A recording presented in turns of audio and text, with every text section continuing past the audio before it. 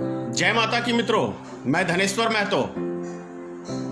आप जानते हैं कि 20 लाख करोड़ रुपया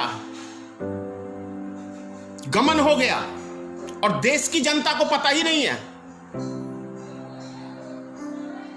कहां गया आखिर 20 लाख करोड़ रुपया जो नरेंद्र मोदी ने अभी कोरोना वायरस के समय के अंदर घोषणा किया था। 20 लाख करोड़ रुपया नरेंद्र मोदी पी गया और ढकार तक नहीं लिया। यह जानकारी है आपको?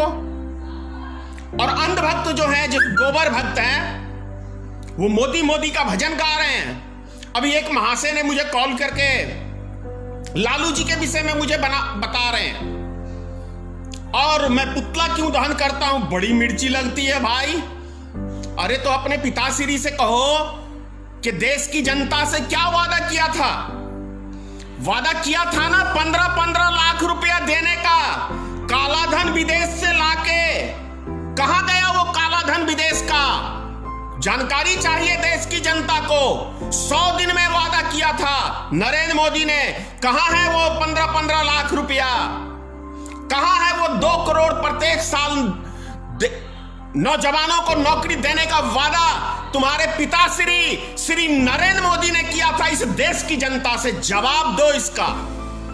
तुम्हारे पिताश्री ने कहा, मैं देश नहीं बिकने दूंगा, मैं कसम है मुझे इस मिट्टी की, मैं देश नहीं झुकने दूंगा, मैं देश नहीं बिकने दूंगा।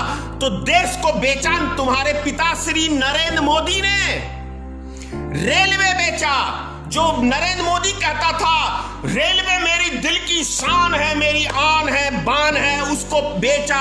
और वो कहां है अभी सारी देश की गोदी मीडिया, जो लाखों लाख कर्मचारी हड़ताल किए हुए हैं, रोड पे उतरे हुए हैं? कहां है वो? मर गए सारे न्यूज चैनल वाले।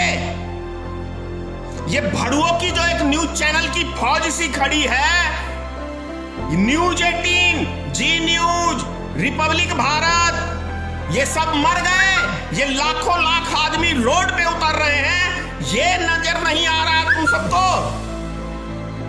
हमसे पूछते हो कि हम विरोध क्यों करते हैं? अरे क्यों ना विरोध करें, क्यों ना विरोध करें? 30 करोड़ देश के नागरिकों को बेरोजगार करने का काम किया है तुम्हारे पिता श्री नरेंद्र मोदी ने किया है। 30 करोड़ लोगों को बेरोजगार करने का। आज ठेले वाले भूखे मर रहे हैं, ऑटो वाले भूखे मर रहे हैं, रिक्शा वाले भूखे मर रहे हैं, जो रोड पे रेडियां लगा के अपने बाल बच्चों का परवरिश करते थे, वो सब भूखे मर रहे हैं। और वो तुम्हारे बाप श्री नरेंद्र मोदी के चक्कर में मर रहे हैं। पता है, बिहार का चुनाव आया तो कह रहे हो कि लॉकडाउन खोल दो, अब कोई कोरोना वायरस नहीं है। इसका मतलब पूरा षड्यंत्र नरेंद्र मोदी ने किया था। पूरे देश की एक एक संपत्ति बेचने के लिए तुम्हारे पिता श्री नरेंद्र मोदी ने किया था। चुनाव आया, सब चीज फ्री हो गया। क्यों? तुम्हारे पिताश्री ने पता है क्या कहा था अभी पीछे? कि हम नवंबर तक बात को नोट कर लो, नवंबर तक हम हर गरीब आदमी को 5 किलो अनाज फ्री में देंगे। क्यों?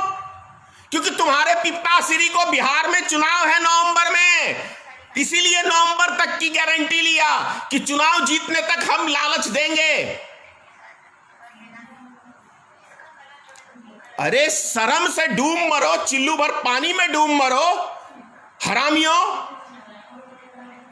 और ये जो 2 कौड़ी के आईटी सेल के भाजपा के मुझे गाली देने में लगे रहते, क्या मैं नहीं जानता हूं कि ये भगवान की फोटो लगा के, फर्जी आईडी लगा के, और ये सबको गालियां देने के लिए इनके आईटी सेल के कमीने कुत्ते लगे हुए हैं? क्या फर्क पड़ता है तुम मुझे गाली देते हो तो? मुझे गाली देने से सच्चाई नहीं दब जाएगी। अबे 2-2 कौड़ी में बिकने वाले, देश बिक गया, तुमको चिंता नहीं है? तुम्हारा बाप देश की एक एक धरोहर को बेच दिया, चिंता नहीं है? लाल किले को गिरवी रख दिया, चिंता नहीं है? तुम्हारे ही घर का पैसा LIC में जमा होता है, पता है? हिंदुस्तान के एक एक घर का पैसा LIC में लोग जमा करते हैं और उस LIC को बेचने का काम तुम्हारा पिताश्री नरेंद्र मोदी किया है। इसलिए पिताश्री कह रहा हूं कि तुम लोग उसको अपना बाप मानते हो, इसीलिए कह रहा हूं पिताश्री, नहीं तो ये लफ्ज नहीं बोलता मैं। नरेंद्र मोदी सबका बाप है, बाप होगा तुम्हारा। वो रंडुआ तो अपनी घरवाली तक नहीं संभाल पाया, तो तुम्हें और देश को क्या संभालेगा? संभाल लिया देश को? बोलो, देश की एक संपत्ति का नाम गिना दो मुझे, अंधभक्तों, गोबर भक्तों, कि हां नरेंद्र मोदी ने, मेरे पिताश्री ने ये चीज संभाली है। बोलो कितने को रोजगार दिया तुम्हारे पिताश्री ने? एक चीज का रोजगार दिया उसने पूरे देश की जनता को। नोटबंदी की तो एक एक गरीब आदमी, मिडिल क्लास के आदमियों को लाइन में खड़ा कर दिया। एक भी नेता लाइन में लगा, एक भी उद्योगपति लगा, एक भी सरकारी कर्मचारी कोई लाइन में लगा? अबे अंधभक्तों, भर लिया क्या? साले गोबर का जाम हो गया है क्या कि यहां से निकलना ही नहीं चाहता तुम लोग का गोबर? बहुत काम किया। अभी एक महाशय मुझे फोन कर रहा है उत्तर प्रदेश से, बहुत काम किया था। मैंने कहा एक आध काम तो बता दे भाई। तो बहुत काम किया। अबे उस काम का कोई नाम तो होगा। धारा 370 हटा दिया, यही कहना चाहता है ना? तो उससे क्या हो गया? और भी तो राज्य में धारा 370 लगी हुई है, वो क्यों नहीं हटाया तेरे बाप ने? क्योंकि यहां हिंदू मुसलमान करोगे कमीनों, तभी तुम्हें वोट मिलेगा ना। नफरत नहीं फैलाओगे तो तुम्हें वोट कौन देगा? तुम्हारी पहचान क्या है? तुम्हारी औकात क्या है? हिंदू मुसलमान, यह है तुम्हारी औकात, तुम्हारी पहचान। विकास के मुद्दे पे वोट मांगते। पुलवामा हमला कराया, हमारे 44 जवान शहीद कर दिए। ये चोर उचक्के दो कौड़ी के मीडिया, ये पत्रकारिता कहलाने के योग्य नहीं है। रिया चक्रवर्ती पूरे हिंदुस्तान के न्यूज चैनल को नजर आ रहा है। सुशांत सिंह की मौत पूरे हिंदुस्तान के न्यूज चैनल को, जो गोदी मीडिया चैनल है, उनको नजर आ रहा है। लेकिन देश का हमारा 44 वीर जवान पुलवामा हमले में मर गया, वो नजर नहीं आ रहा। उनके परिवार जो बिलट गए, बर्बाद हो गए, जिनके घर का चिराग चला गया, वो व्यक्तियों को नजर नहीं आ रहा। ये गधे मीडिया वालों को, ये गोदी मीडिया, गधे मीडिया, दो कौड़ी में बिकने वाले, चंद रुपयों में कुत्ते की तरह पत्ता चाटने वाले ये गोदी मीडिया, क्या इनको नजर नहीं आ रहा? देश में प्रत्येक दिन बॉर्डर पे हमारे वीर जवान शहीद होते हैं। देश का 56 इंच की ये छाती थी ना मोदी की, कहां घुस गई? दिल्ली पाकिस्तान आज हमला कर रहा है। आज चुनाव नहीं है, लोकसभा का चुनाव नहीं है। चुनाव के टाइम में तुम सेना को मरवाओगे हमारे, और उसके नाम पे वोट बैंक मांगोगे? शर्म नहीं आता? सब चीज बेच के खा के बैठे हो निकम्मो। तुम किस शान से, कैसे आंख मिला के तुम हमसे बात कर सकते हो? बोलो। मैं खुली चुनौती देता हूं पूरे भारतीय जनता पार्टी के एक एक प्रवक्ताओं को, एक साथ मेरे साथ आके एक बारी डिबेट करके देख लो। तुम्हारा पैसाब ना उतर जाए जो सवाल पूछूंगा। आम जनता के बीच में आ जाओ खुल के, गांधी मैदान बगल में ही है मेरे, है दम। विधानसभा का चुनाव एक बारी आ जाओ, खुली चुनौती देता हूं पूरे भारतीय जनता पार्टी के, जदयू के गठबंधन में हो ना, रामविलास पासवान भी है ना, तुम्हारे तीनों को मैं चैलेंज करता हूं। आज भारतीय मित्र पार्टी का ये राष्ट्रीय अध्यक्ष श्री धनेश्वर महतो खुली चुनौती देता है कि सार्वजनिक तौर पर गांधी मैदान में आ जाओ। क्या नीतीश कुमार ने बिहार में किया है, बात कर लेते हैं। और क्या किया है तुम्हारे पिता श्री नरेंद्र मोदी ने, इस पे भी डिबेट कर लेते हैं। एक बारी आ जाओ, है दम। खुली चुनौती देता हूं मैं धनेश्वर महतो, करोगे डिबेट? सारे प्रवक्ताओं को खुली चुनौती दे रहा हूं, भारतीय जनता पार्टी के जितने भी लीडर हो। क्या किया है तुम्हारे पिताश्री ने? क्या घोषणा पत्र में तुमने लिखा, और उस घोषणा पत्र के हिसाब से कितने काम किए हैं? जवाब कोई? राम मंदिर, वो भी तुम्हारा एजेंडा नहीं है। एजेंडा में था लेकिन तुम्हारा डिसीजन नहीं है।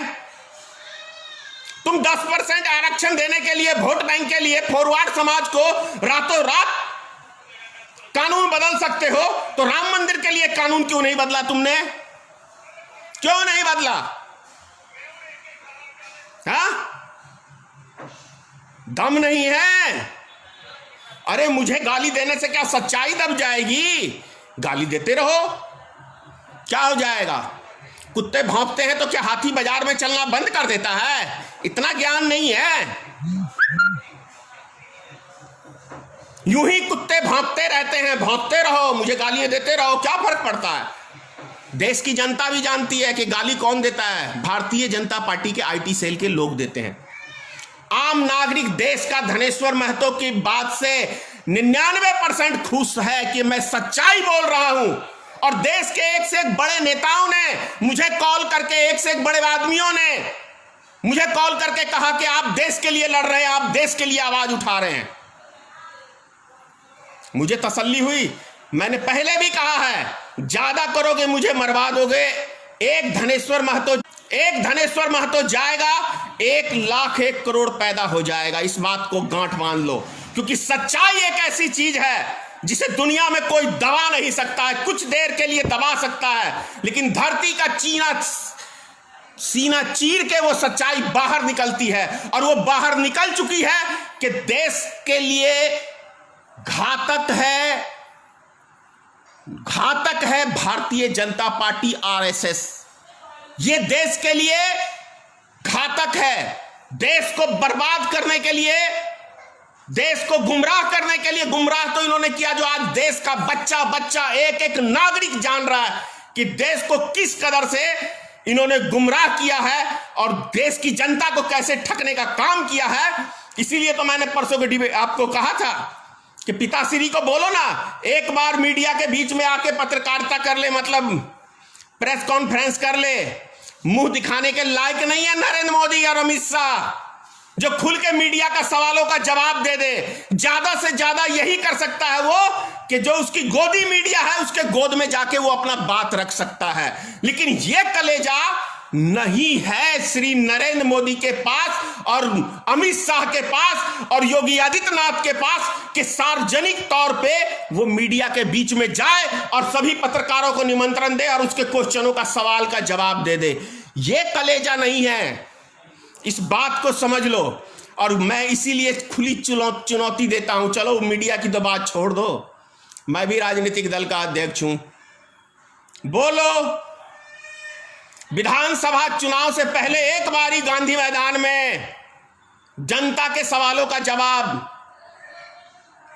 हम पूछेंगे। एक बार आ जाओ, अगर मेरे सवालों का जवाब सही दिया तो मैं भी भजन गाने लगूंगा, भाजपा भाजपा आरएसएस आरएसएस। बोलो, सौदा मंजूर है? मंजूर है तो मुझे कॉल करना। जय हिंद, जय भारतीय मित्र पार्टी।